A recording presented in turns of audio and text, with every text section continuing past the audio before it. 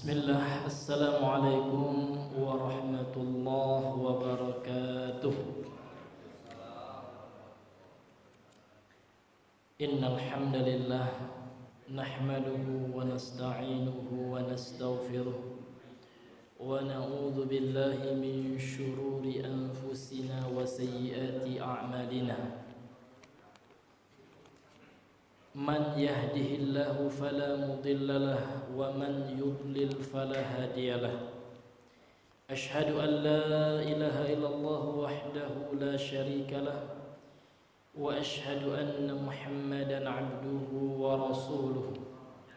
Allahumma salli wa sallim wa barik ala nabiyyina Muhammadin wa ala alihi wa ashabihi wa man tabi'ahum bi ihsanin ila yaumiddin. Faqala Allah Ta'ala fil Qur'anil Karim, ya ayyuhan nasu ittaqu rabbakumul ladzi khalaqakum min nafsin wahidah wa khalaqa minha zawjaha wa bassa minhuma rijalan katsiran wa nisaa'a wattaqullaha alladzi tasaaluna bihi wal arham innallaha kana 'alaikum raqiba.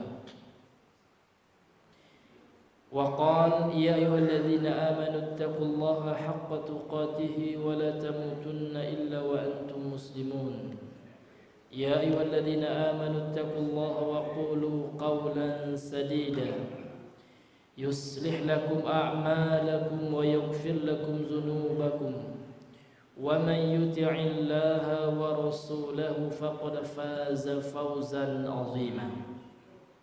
Amma ba'd, fa inna asdaqal hadisi kitabullah wa khairal hadi hadi Muhammadin sallallahu alaihi wasallam wa syarrul umuri muhdatsatuha fa inna kulla muhdatsatin bid'atun wa kulla bid'atin dhalalatun wa kulla dhalalatin finnar.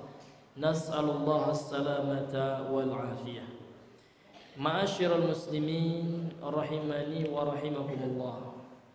Bersyukur kita kepada Allah karena pada malam hari ini Allah kembali menampakkan kebesarannya kepada kita sehingga kita masih bisa bernapas, Bapak Ibu. Kita masih bisa meminum air, ya, yang merupakan rezeki dari Allah. Dan kita yang terpenting adalah Allah masih memberikan nikmat Islam, nikmat iman dan nikmat sunnah dia kepada kita. Sehingga dengan itu kita bisa beribadah kepada Allah, kita bisa menjalankan perintah Rasul sallallahu alaihi wasallam.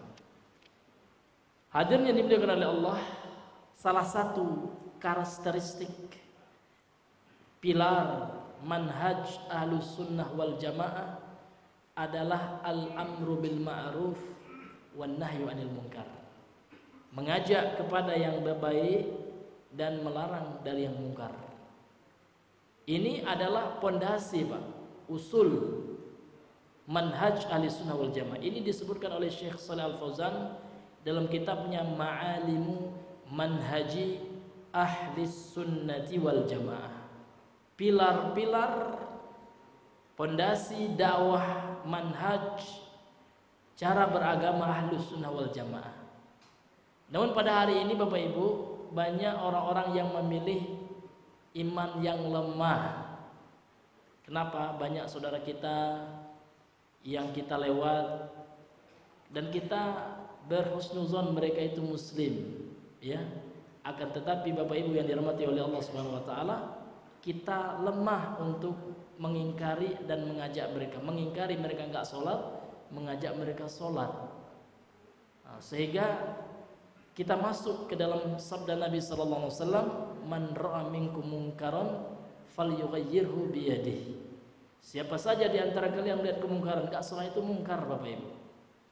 Ya. Siapa saja di antara kalian melihat kemungkaran, maka hendaknya dia cegah dengan tangannya yang memiliki kekuasaan dan wewenang. Fa illam yastati', kalau dia enggak mampu, fa bilisanihi, dengan lisannya dia kasih nasihat, ayo ya. Iya. Ayo salat. Atau kemungkaran banyak sekarang, Pak, ya, di tengah-tengah jalan, di tepi-tepi jalan, orang pacaran, Pak. Ya. Namun kalau enggak mau juga kita menasihati dengan lisan-lisan kita, kita ingkari dengan lisan kita, maka yang ketiga, fa illam yastati' fa biqalbihi fadzalika aful iman. Maka kita benci dengan hati kita, namun itu iman yang lemah. Banyak di antara kita memilih yang ketiga ini, ya. Hadirin yang dimuliakan oleh Allah. Kenapa al-amru bil ma'ruf wan nahyu 'anil munkar termasuk pilar akidah Ahlussunnah? Karena ternyata ini masalahnya berat. Di antara sebab orang-orang Yahudi, ya ini orang Yahudi lagi Pak ya, dari bangsa Bani Israel, mereka dilaknat oleh Allah karena tidak mau mengingkari kemungkaran. Ada orang maksiat, biar saja, urusan diolah kan gitu. Ada dalilnya apa Pak? Nah, tentu kita berbicara tidak dengan ya kong kali kong ya, pasti dengan Al-Quran. Dalilnya kita lihat surah Al-Maidah ayat 78 sampai 79. Allah berfirman yang artinya, lu'inal ladzina kafaru, dilaknat orang-orang kafir. Siapa Pak? Min Bani Israil, dari kalangan Bani Israil, ala lisani Dauda, atas melalui lisan perkataan Nabi Daud. Nabi Daud juga melaknat mereka kan seperti itu. Wa Isa bin Maryam, melalui lisan perkataan Nabi Isa. Nabi Isa juga melaknat mereka. Sebabnya kata Allah, zalika bima asaw wa kanu ya'tadun, karena kemaksiatan mereka dan karena mereka melampaui batas.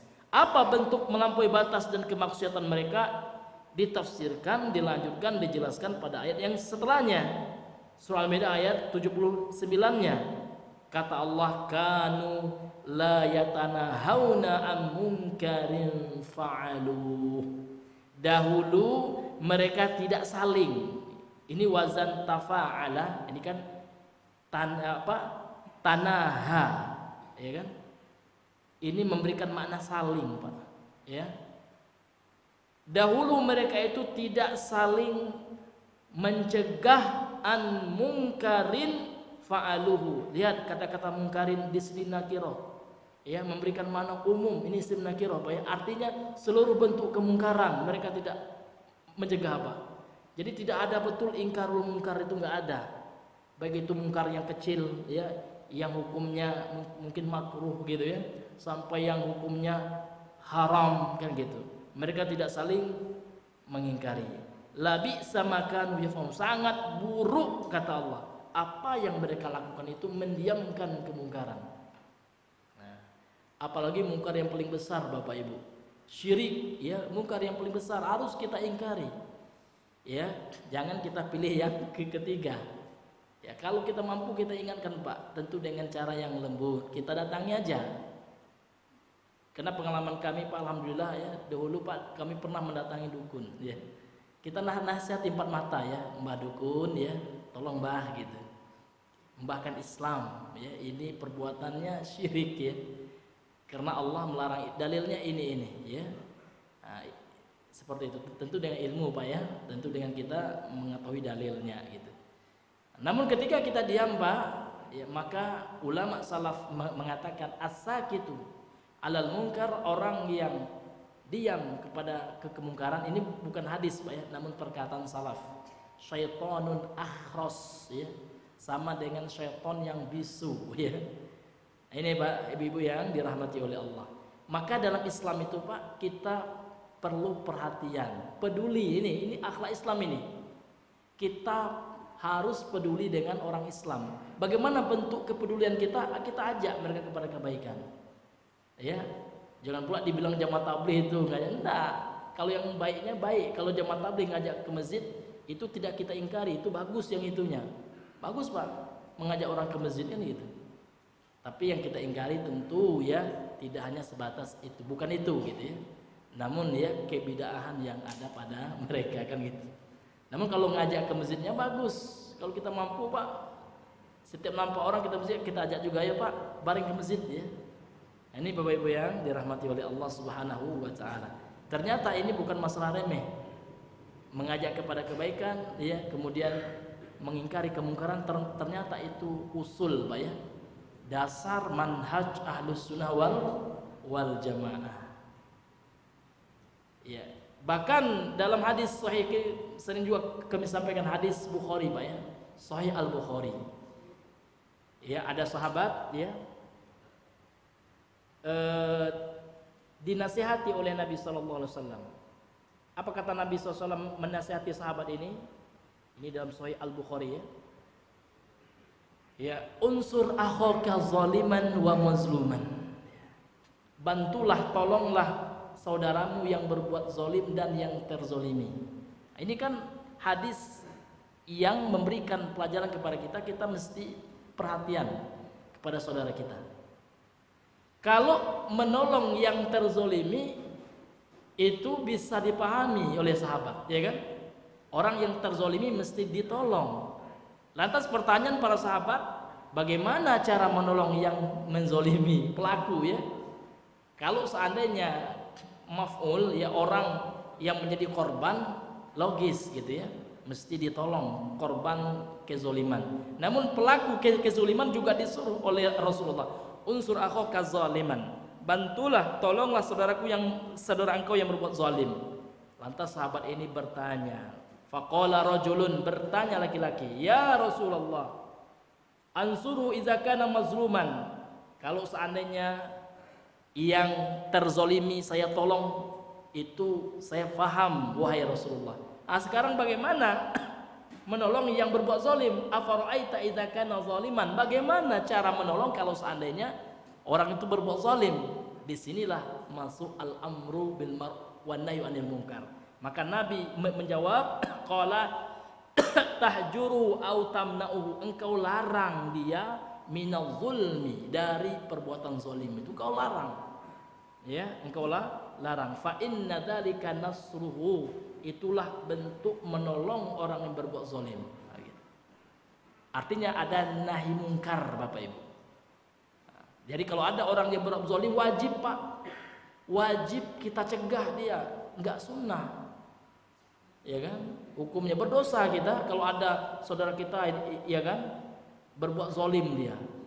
Kalau kita mampu ya, kalau tidak kita mampu ya, selama lemah iman ya Pak ya, kita ingkari dengan hati kita. Misalkan teman kita sekarang terzolimi Pak, kita biarkan saja, salah kita ya, karena hak seorang muslim itu, al muslimu akhul muslimi, la yazlimuhu wa la yuslimuhu. Seorang muslim saudara bagi muslim yang lain, gak boleh menzoliminya dan tidak boleh pula membiarkan dia terzolimi. Jadi jangan kita senang Pak ya kalau ada muslim sekarang yang terzolimi ya, baik itu yang non jauh di Palestina maupun yang ada di negeri kita ini, saudara kita. Apalagi ya saudara satu nasab, satu tali keluarga dengan kita, satu keturunan. Ya si A misalnya dizolimi oleh abangnya, kita tahu itu salah abangnya, wajib kita ya membela yang benar. Namun kan sekarang enggak ya Pak ya, orang sekarang membela yang bayar gitu ya. Iya. Ini hadirin yang dimuliakan oleh Allah Subhanahu wa taala. Thayyib ya. Kita kembali melanjutkan pembahasan kita ya, ayat 62. Qala al-muallif rahimahullahu taala, a'udzu billahi minasy syaithanir rajim. Bismillah, a'udzu billahi minasy syaithanir rajim. Karena memang kalau di pertengahan surah yang dianjurkan, yang disunahkan cukup mengucapkan doa isti'adzah atau ta'awudz saja. Nah, ini Pak. Tapi kalau di awal-awal surah maka disunahkan kita membaca bismillah. Itu sunnahnya gitu. Sunnah yang hukumnya anjuran. Tapi kalau ada juga saudara kita membaca pakai bismillah juga, tidak merupakan bid'ah. Ya, namun khilaful aula saja. Ada bid'ah, ada khilaful aula. Apa bedanya Pak? Kalau bid'ah berdosa pelakunya, tapi kalau khilaful aula tidak berdosa dia, namun menyelisihi yang lebih aula, yang lebih utama, yang lebih afdol kan gitu. Ini Bapak Ibu yang dirahmati oleh Allah. Allah berfirman, a'udzu billahi minasyaitonir rajim, innal ladzina amanu wal ladzina hadu wan nasara was-sabiina man amana billahi wal yawmil akhir Man amana billahi wal yawmil akhir wa 'amila salihan falahum ajruhum 'inda rabbihim wala khaufun 'alaihim wala hum yahzanun. Yang terjemahannya kira-kira innal ladzina amanu, sesungguhnya orang-orang yang beriman. Di sini Pak ada ya harfun nasab, ya inna itu. Ini memberikan makna penegasan, penguatan, ya. Sehingga diterjemahkan dengan sesungguhnya. Kan beda Pak. Kalau dalam bahasa Indonesia, saya anak Pak Tono. Dengan kalimat yang setelah ini, sesungguhnya saya anak Pak Tono. Mana yang lebih kuat Pak? Nah, yang kedua. Nah, itulah yang inna itu, dia penguat. Berarti di sini Allah betul-betul menguatkan gitu ya. Pernyataan Allah ini. Innal ladzina amanu, sesungguhnya orang-orang yang beriman. Wallazina hadu, dan orang-orang Yahudi. Wan nasara, dan orang-orang Nasrani.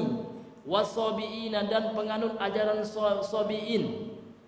Man amana billah, siapa saja di antara dia yang beriman kepada Allah dan hari akhir dan mengerjakan amal soleh, falahum ajruhum, mereka memperoleh ganjaran ya, inda rabbihim, di sisi Rabb mereka, Tuhan mereka. Wala khaufun alaihim, tidak ada rasa takut atas mereka. Walahum, dan mereka juga yahzanun, walahum, dan mereka tidak bersedih hati, yahzanun. Jadi dalil ini Pak ditafsirkan serampangan, dipahami dengan asal-asalan oleh kaum pluralisme ya, atau pluralisme gitu ya, dan liberalisme. Apakah kata mereka? Lihat ya, Allah tidak membeda-bedakan ya kan, orang Islam, Yahudi, Nasrani, Sobiin ya kan, mereka juga akan mendapatkan ganjaran di sisi Allah. Ini syubhat mereka. Mereka pakai dalil Al-Quran juga Bapak Ibu. Namun pemahamannya seperti apa? Pemahamannya keliru, batil ya. Kenapa?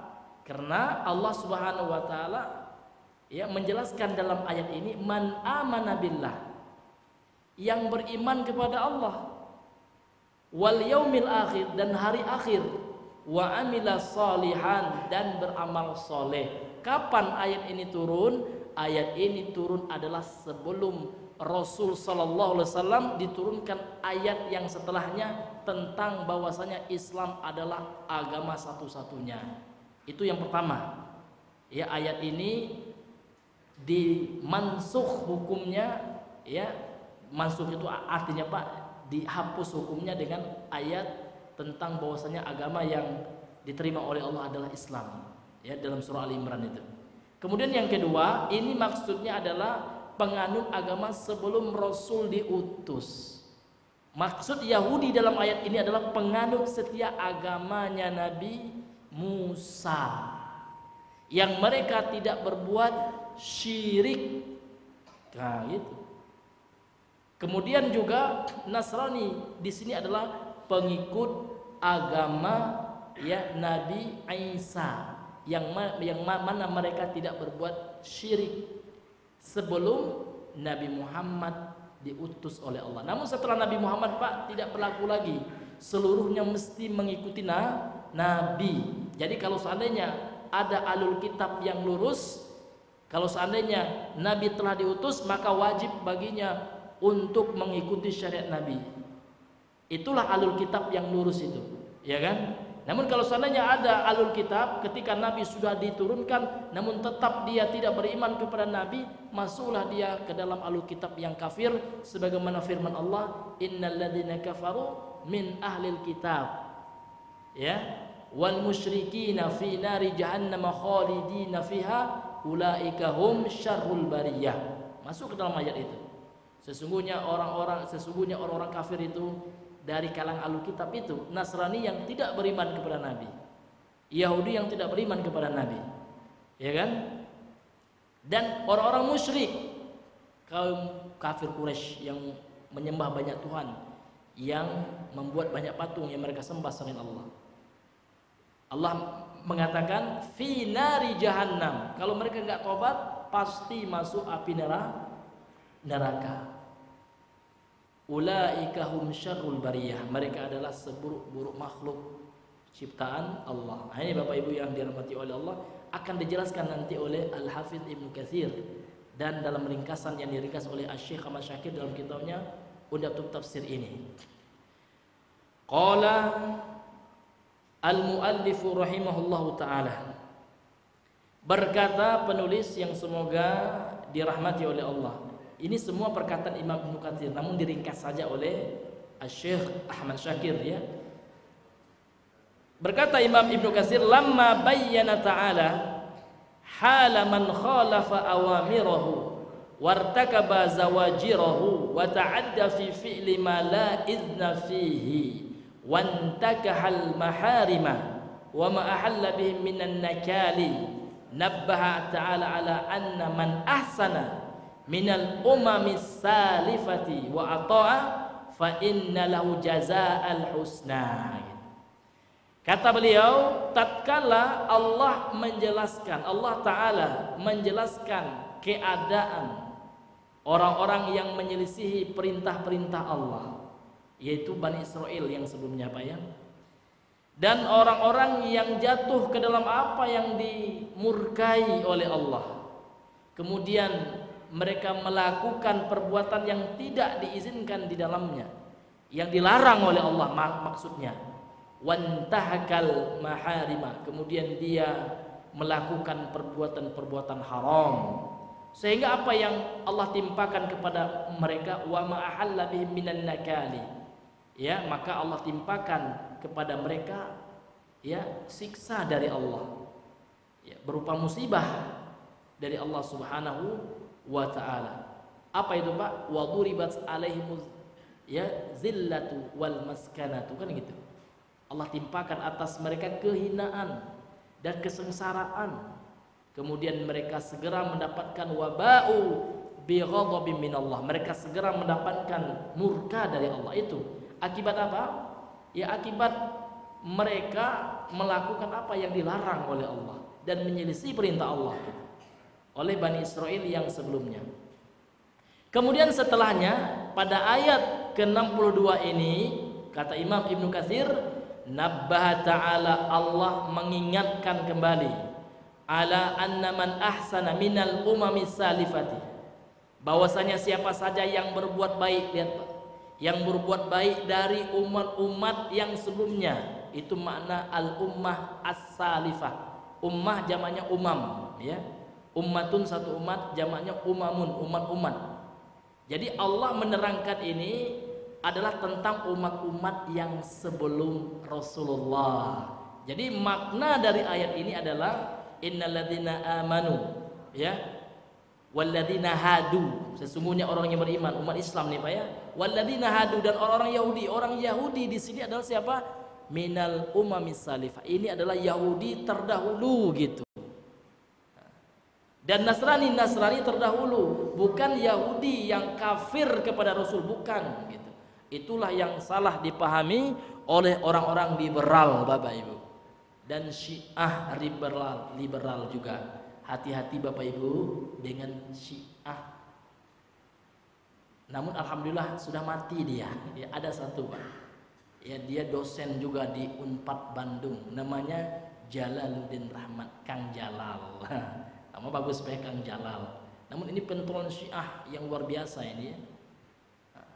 Saya dengar itu dalilnya Kang Jalal itu, ya. Kita semua ini umat Kristen semua, kita akan masuk surga, ya. Semua umat itu sama, kan, gitu. Dia Syiah plus liberal orangnya. Karena Syiah itu, Pak, ada yang liberal juga, kan, gitu. Nah, termasuk ini orang, ya, Pak, ya. Maka kita berhati-hati, Pak. Kenapa kita sebutkan itu, Pak? Dalam rangka untuk mengingatkan umat, kan, gitu, ya. Iya, itu ingkar mungkar juga, Pak. Ada kemungkaran kita ingatkan, gitu, supaya kita tidak terpengaruh, Pak, ya. Kalaupun kita baca buku-bukunya, kita berhati-hati. Namun sebaiknya kita tidak membacanya, kan, gitu. Ini hadirin yang dimuliakan oleh Allah Subhanahu wa taala.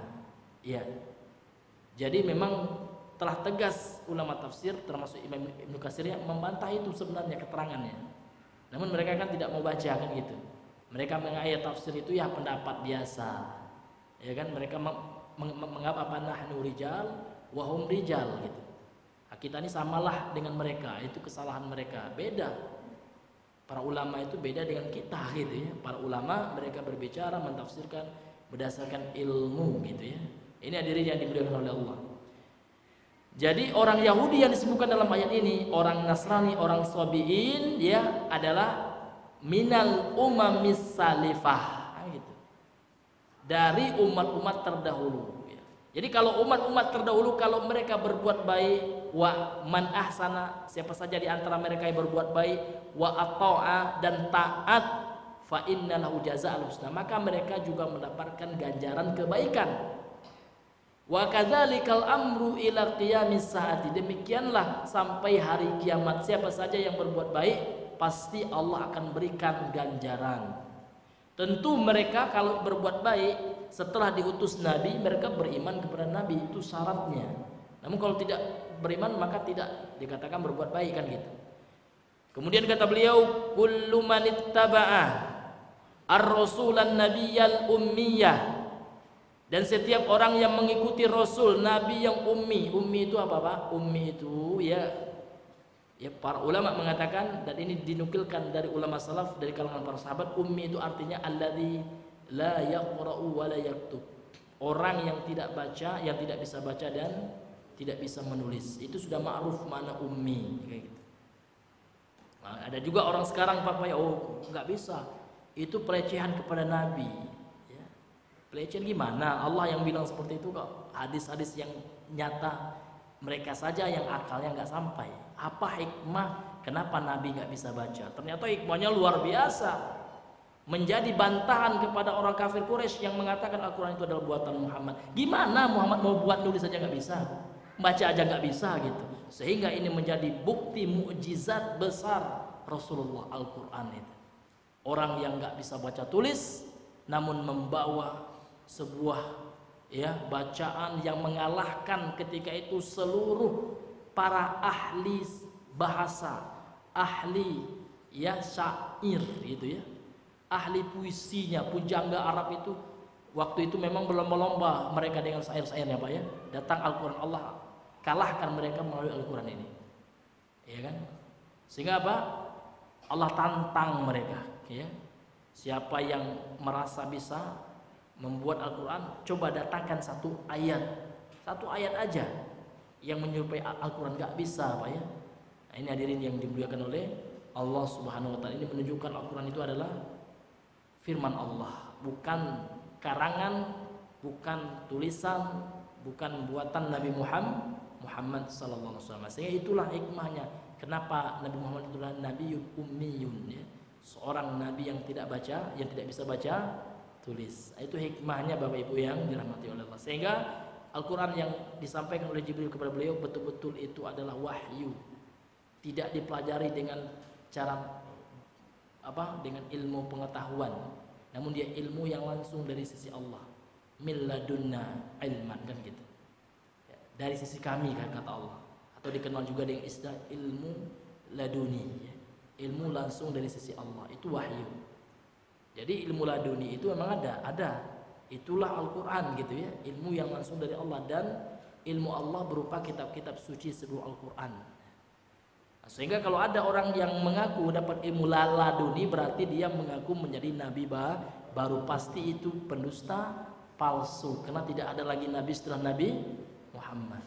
Jadi ilmu laduni itu adalah ilmunya para nabi dan rasul yang tidak dipelajari.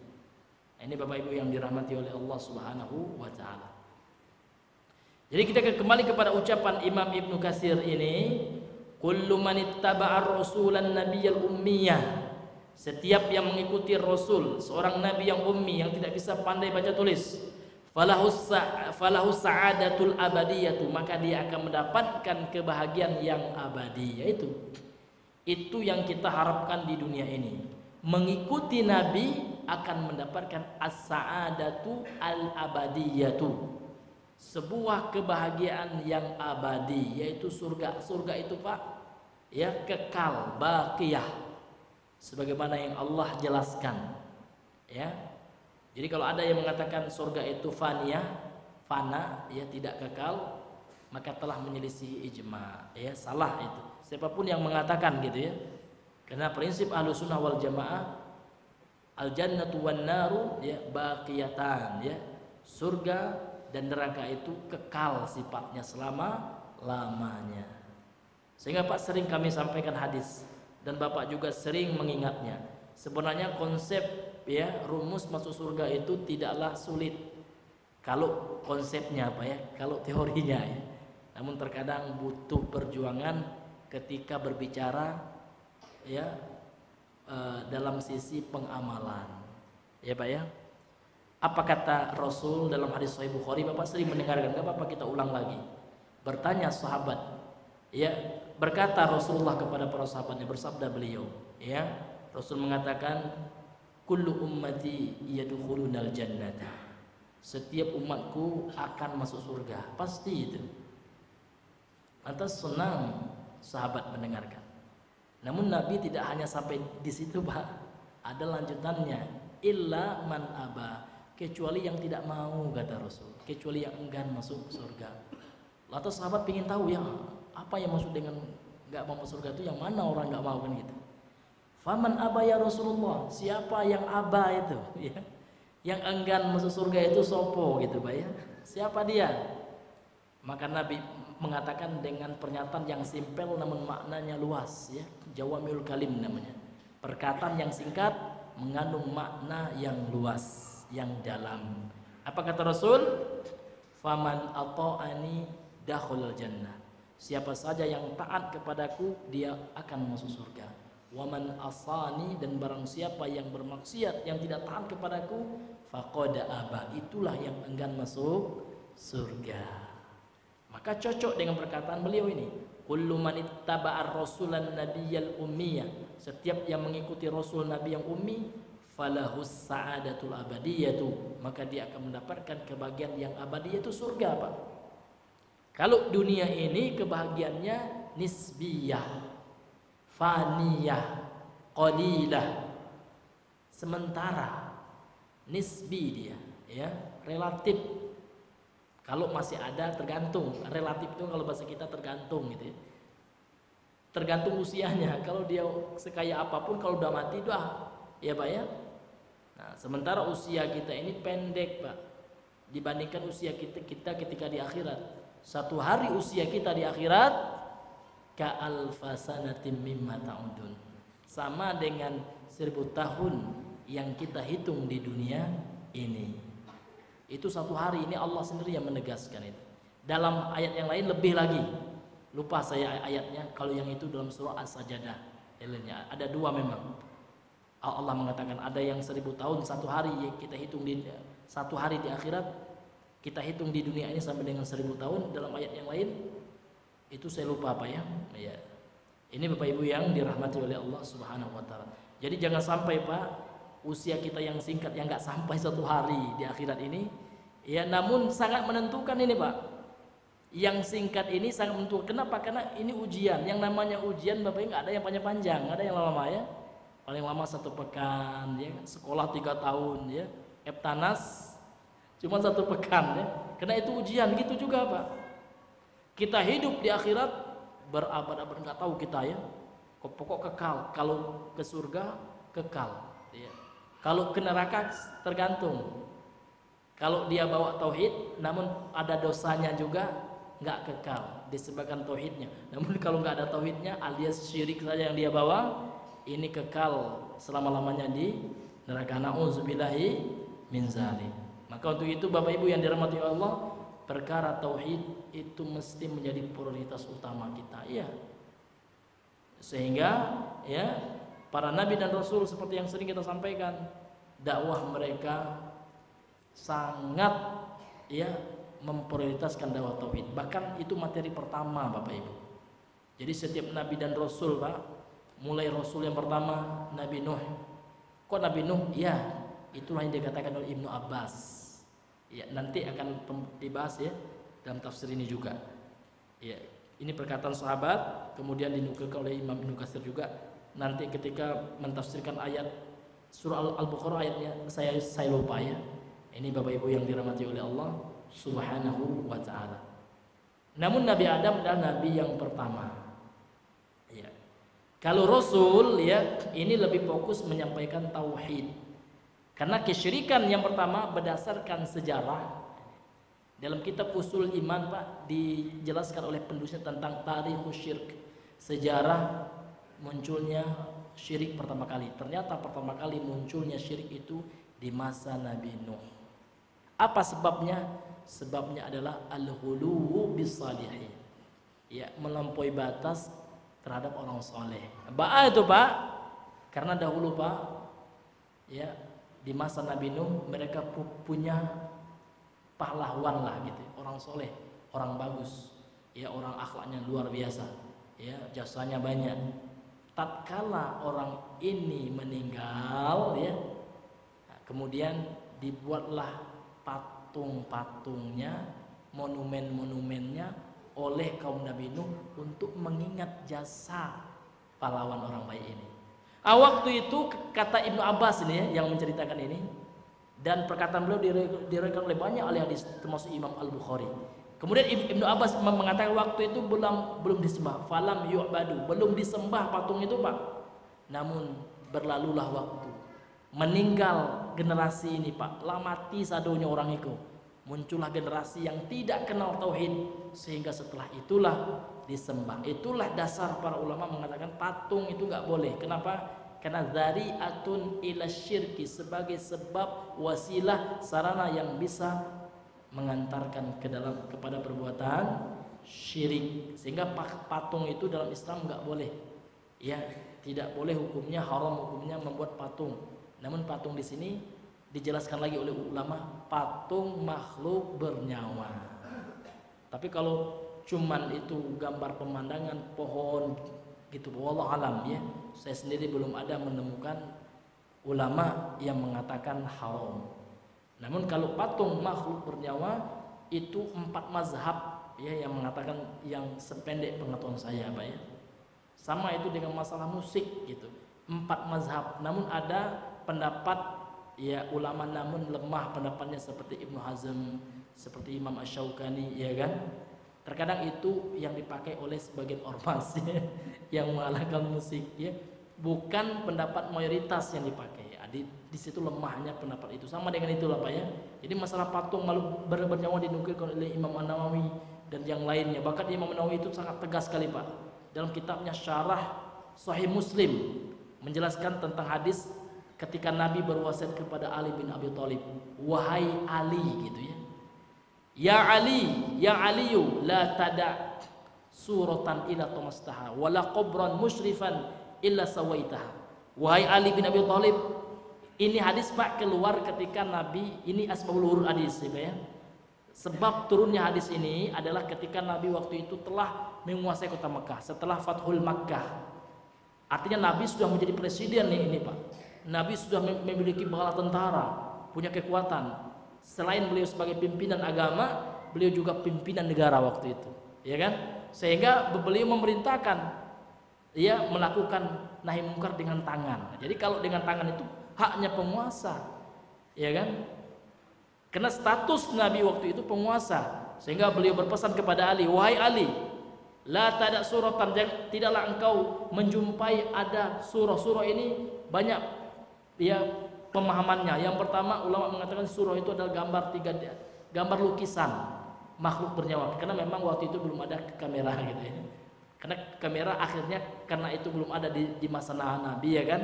Kemudian di masa Imam Pak Mazhab juga nggak ada, belakangan munculnya. Bahkan kamera itu Pak muncul setelah wafatnya Syekh Muhammad bin Abdul Wahab. Ini saya pernah bahas dia.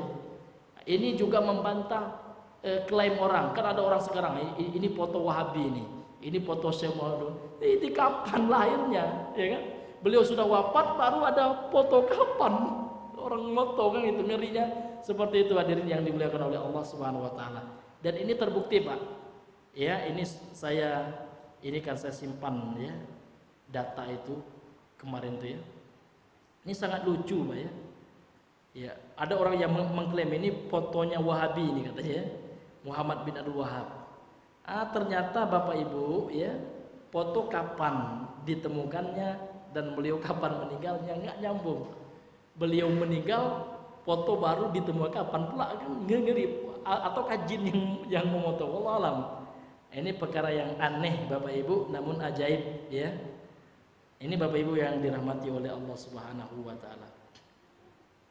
Iya. Fakta gini ya. Beliau wafat, Syekh Muhammad bin Wahab ini Pak, wafat pada tahun kalau Masehinya Pak ya, 1792. Ya kan? Orang-orang mengklaimkan ada viral tuh ini fotonya Wahabi ini. Akan tetapi fakta juga menjelaskan kamera pertama ditemukan pada tahun 1926 ya. Jadi beliau wafat 1792, kamera baru ditemukan fotografi ya Pak ya pada tahun 1826 ya. Jadi foto beliau yang ini tuh foto siapa itu gerangan ya, kok orang tahu kan gitu ya. Ini hadirin yang dimuliakan oleh Allah ya. Kan yang tersebar itu fotografi Pak, bukan lukisan. Kalau lukisan memang semenjak Nabi sudah ada lukisan itu. Bahkan semenjak masa Firaun sudah ada patung, sudah ada apa ya? Artefak itu kan. Kalau orang arkeologi tahulah gitu ya, tentang benda-benda prasejarah atau benda-benda sejarah itu. Ini hadirin yang dimuliakan oleh Allah Subhanahu wa taala. Jadi seperti itu Pak ya. Jadi ketika Nabi sudah punya kekuatan, barulah ingkarul munkar bil yad atau bil quwwah, dengan kekuatan ya, dengan power gitu. Ini Bapak Ibu yang dirahmati oleh Allah Subhanahu wa taala. Sehingga beliau mengatakan, wahai Ali, engkau tidaklah mendapati suruh. Suruh ini maknanya lukisan, itu yang pertama. Yang kedua, maknanya patung. Kecuali engkau datar hancurkan itu patung. Namun sekali lagi konteksnya hadisnya apa? Konteksnya adalah penguasa yang berbicara. Jadi kalau sekarang harus Pak Jokowi Pak, atau penguasa Pemda setempat, Pak Gubernur. Jadi Pak Gubernur kita buat ya ultimatum, setiap ada patung hancurkan. Nah, itu harus ya dieksekusi dia. Tapi kalau kita jangan ya, karena kita bukan wewenang dalam hal itu. Ini Bapak Ibu yang dirahmati. Kemudian apa kata Nabi wasiat yang kedua Pak? Wala qabran musyrifan, dan tidaklah engkau temui kuburan yang dibangun, yang dibuat kubahnya ditinggikan ya kayak rumah pula gitu kan. Illa sawaitahu, kecuali kau datarkan wahai Ali. Ya, menunjukkan apa Pak? Menunjukkan sebelum Nabi itu orang-orang kafir Quraisy juga suka membangun kuburan. Kalau seandainya kuburan itu tidak ada yang terbangun, Nabi tidak akan perintahkan Ali untuk mendatarkannya. Menunjukkan kebiasaan orang kafir Quraisy adalah meninggikan kuburan. Nah, ini hadisnya Sahih Muslim Pak. Kalau kata orang Minang, bukan takut-takut uwo ustaz saja gitu ya. Namun punya data ya, punya sumber dan punya referensi, kita bisa kita lihat hadisnya langsung itu. Bapak Ibu yang dirahmati oleh Allah Subhanahu wa taala. Ini Bapak Ibu yang dirahmati oleh Allah. Berdasarkan hadis itu ya maka Imam An-Nawawi, para ulama kita mengatakan ya bahwasanya membuat patung makhluk bernyawa ataupun melukis ya Pak ya, melukis makhluk bernyawa hukumnya haram.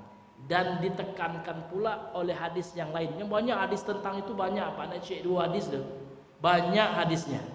Di antara hadisnya masih dalam Sahih Muslim ya, inna asyaddan nasi azaban yaumal qiyamah al-musawwirun. Sesungguhnya manusia yang paling berat siksaannya di hari kiamat adalah tukang buat gambar makhluk bernyawa, tukang lukis. Dan termasuk juga hadis ini tukang apa Pak? Tukang buat patung. Maka kalau ada profesi seperti itu, tinggalkan Pak. Ya tinggalkan itu. Ya kan, masih banyak pekerjaan yang halal. Atau melukisnya rubah objek yang dilukis. Ya kan, dulu suka melihat wajah cewek atau wajah cowok, wajah hewan, rubah itu dengan lukisan pemandangan, boleh, nggak apa-apa. Ini Bapak Ibu yang dirahmati oleh Allah Subhanahu wa taala. Kemudian Bapak Ibu, Kemudian Al-Imam Ibnu Katsir melanjutkan wala khaufun alaihim, bagi orang-orang yang beramal soleh, beriman, dan ketika ihtidar itu maksudnya Pak dalam keadaan sakaratul maut. Ihtidar itu mau meninggal, mau dicabut oleh malaikat maut nyawanya. Jadi dalam Al-Quran Allah menjelaskan ketika orang-orang yang beriman itu kelak akan mati, datang malaikat, dan malaikat ini yang memberikan gambar gembira Pak, yang mengokohkan mereka orang-orang yang beriman itu. Sehingga Allah berfirman, innalladzina qalu, sesungguhnya orang-orang yang mengucapkan Rabbunallah, Rabbku Tuhanku adalah Allah, summa istaqamu, kemudian orang itu tidak hanya mengucapkannya saja, enggak, mereka istiqomah, konsisten dengan apa yang mereka ucapkan, dan mereka mengamalkan amal saleh, konsisten istiqomah sampai mereka meninggal, sampai sakaratul maut gitu. Tatanazzalu alimul malaikatu, turun kepada mereka malaikat. Kemudian malaikat inilah yang memberikan kabar gembira. Apa? Kata malaikat mengatakan kepada orang yang beriman itu, alla takhafu, jangan engkau takut, jangan engkau khawatirkan nanti di kuburmu insyaallah dapat nikmat kubur, kan gitulah maksudnya. Wala tahzanu, jangan kalian bersedih hati terhadap apa yang kalian tinggalkan dari dunia kalian gitu. Wa abshiru, dan bergembiralah kalian bil jannati allati, dengan surga allati yang kuntum tu'adun, kalian diberikan janji dengan surga tersebut. Itu setiap orang yang beriman Pak, kalau mau mati pasti datang malaikat berdasarkan ayat ini dan disebutkan oleh hadis.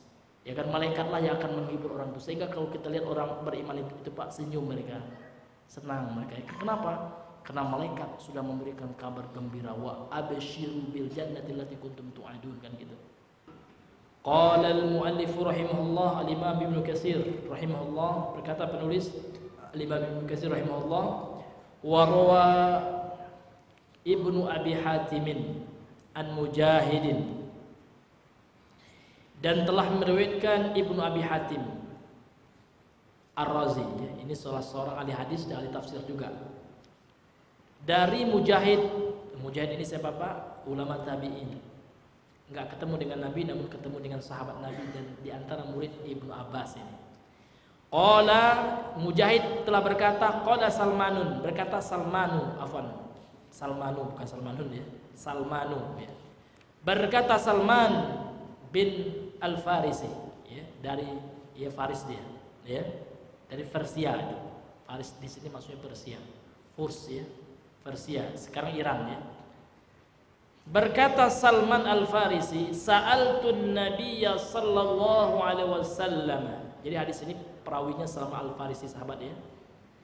Saya bertanya kepada Nabi sallallahu alaihi wasallam an ahli dinin kuntum ma'ahum, tentang penganut agama yang aku dulu menganut agama bersama mereka. Wa dzakara min salatihim wa ibadatihim. Kemudian Salman Al-Farisi radhiyallahu anhu menyebutkan di antara bentuk contoh salat dan ibadah mereka.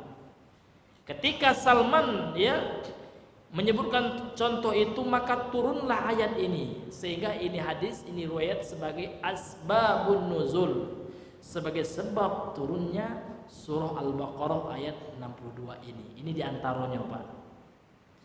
Fanazalat, maka turunlah firman Allah, innal ladzina amanu, sesungguhnya orang-orang yang beriman, walladzina hadu, dan orang-orang Yahudi, wan nasara, orang-orang Nasrani, was-sabiin, orang-orang sabiin, man amana billahi wal yawmil akhir, ila akhir ayat.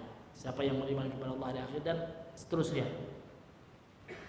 Qultu, aku mengatakan, kata Imam Ibnu Katsir. Jadi beliau menjelaskan hadis riwayat ini.